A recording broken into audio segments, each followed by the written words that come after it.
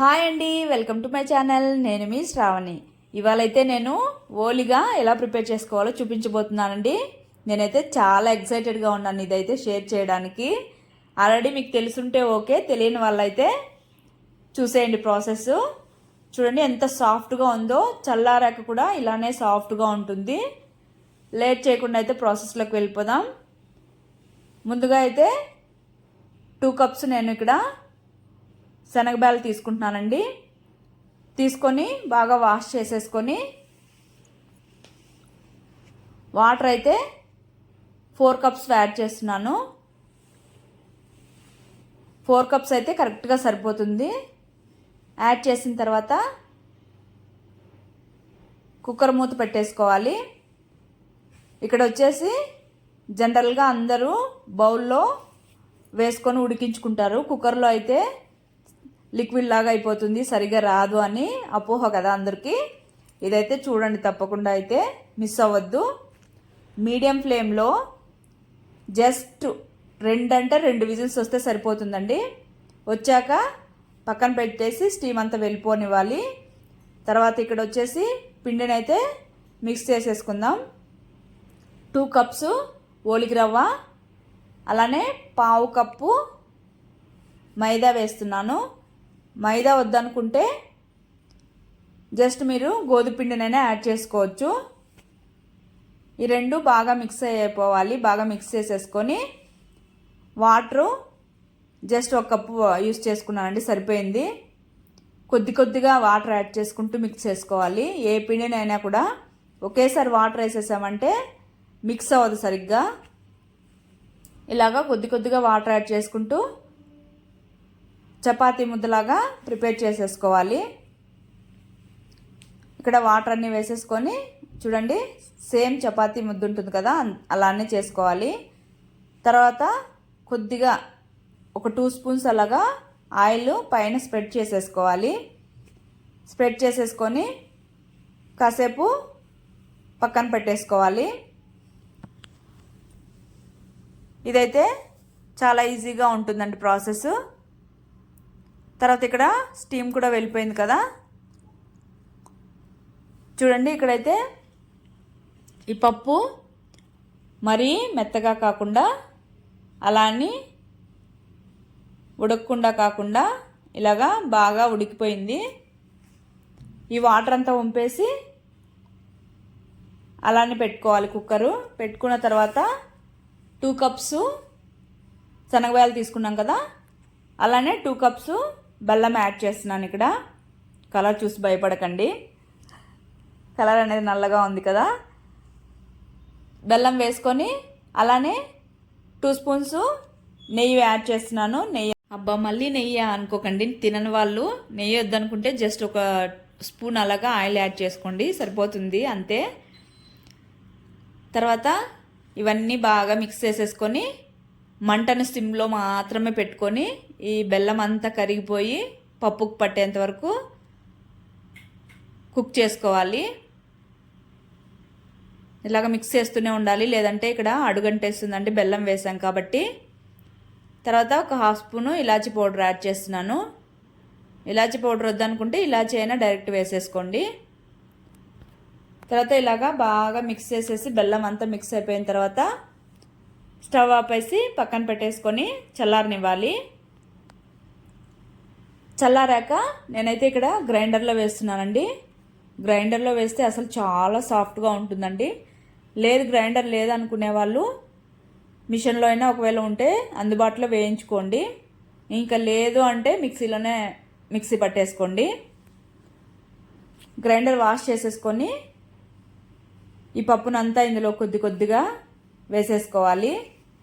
Grinder అనేది మనము అంటే బియ్యపిండి కానీ ఏది వేసినా గ్రైండర్ ఫస్ట్ స్టార్టింగ్లో కొద్దిగా వాటర్ అనేది యాడ్ చేయాలి.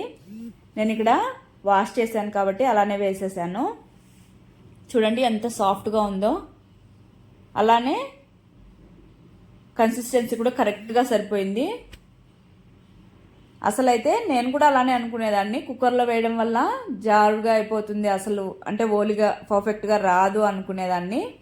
కానీ ఇలా చేయడం స్టార్ట్ చేశాక అసలు ప్రాసెస్ ఈజీ, ఎప్పుడు తినాలనిపిస్తే అప్పుడు చేసేసుకోవచ్చు. జనరల్గా అయితే అబ్బా లెంతీ ప్రాసెస్, తినాలనిపించిన ప్రాసెస్ ఎక్కువ చేసుకోలేము, అంత కష్టం అనుకునే వాళ్ళము. కానీ ఈ ప్రాసెస్ చేసినప్పటి నుంచి ఎప్పుడు కావాలంటే అప్పుడు చేసేసుకుంటున్నాను. తర్వాత పిండినంతా ఒక బౌల్లో తీసేసుకొని పక్కన పెట్టేసుకోవాలి. ఇక్కడ నేనైతే షీట్స్ అంటే బటర్ షీట్ అట్లా ఏమీ యూజ్ చేయట్లేదు. డైరెక్ట్గా కౌంటర్ టాప్ క్లీన్ చేసేసుకొని డ్రై క్లాత్తో తుడిచేసుకొని పిండినంతా ఇలాగా బాగా ఒక 2 minutes అలాగా మిక్స్ చేసుకోవాలి ఇలాగ బాగా. అప్పుడు ఇంకా సాఫ్ట్గా ఉంటుంది పిండి. ఇలా చేసుకున్న తర్వాత చిన్న చిన్నగా బాల్స్ లాగా డివైడ్ చేసేసుకోవాలి. మరీ పెద్దవైతే ఎక్స్ట్రా పిండి కూడా మళ్ళీ తీసేయాల్సి వస్తుంది కాబట్టి ఇలాగ చిన్న చిన్న బాల్స్ లాగా చేసేసుకోవాలి. పిండినంతా చేసేసుకున్న తర్వాత ఇక్కడ నేను పొడిపిండి కోసం వచ్చేసి మైదానే యూజ్ చేస్తున్నాను.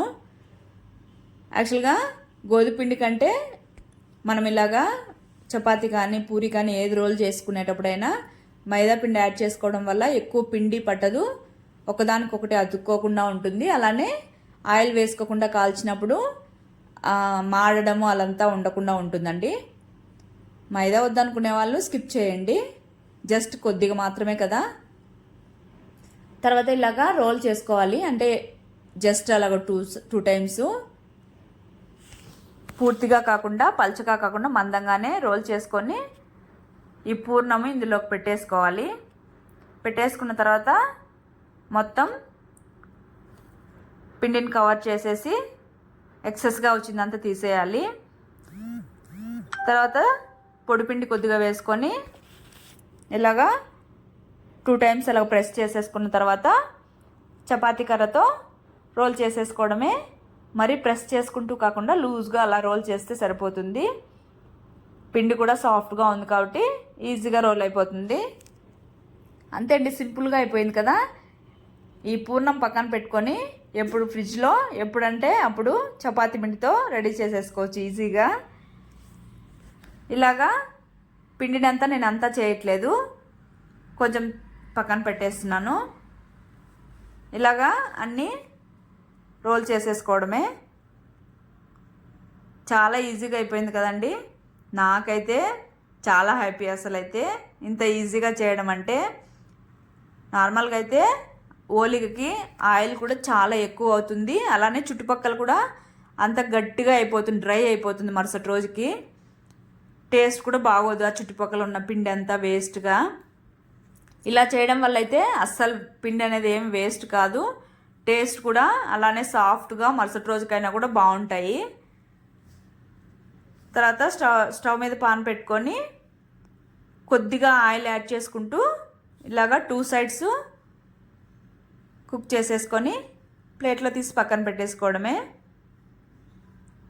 ఈ ప్రాసెస్ చూశాక తెలిసిన వాళ్ళైతే ఓకే, తెలియని వాళ్ళైతే తప్పకుండా ట్రై చేసి మీకు ఎలా వచ్చిందో తప్పకుండా నాకు కామెంట్ చేయండి. I'm so excited to about this. అంతే అండి, సింపుల్గా అయిపోయింది కదా. అన్నీ ఇలా ప్రిపేర్ చేసేసుకోవడమే. ఇది మాత్రం నేను మరుసటి రోజు మళ్ళీ ప్రిపేర్ చేశానండి వేడిగా అప్పటికప్పుడు. చూడండి, పిండిని ఫ్రిడ్జ్లో పెట్టేసి తీసి కాసేపు పక్కన పెట్టుకొని ఇలా చేశాను. చూడండి, మరి ఇంకా బాగా పొంగుతున్నాయి, పూరీలాగా పొంగుతున్నాయి చూడండి. అసలు ఇలాగా ఎప్పటికప్పుడు వేడిగా చేసుకొని తినేయచ్చు. అంతే, మీరు ట్రై చేసి మీకు ఎలా వచ్చిందో కామెంట్ చేయండి. టేస్ట్ అయితే మాత్రం చాలా బాగుంది.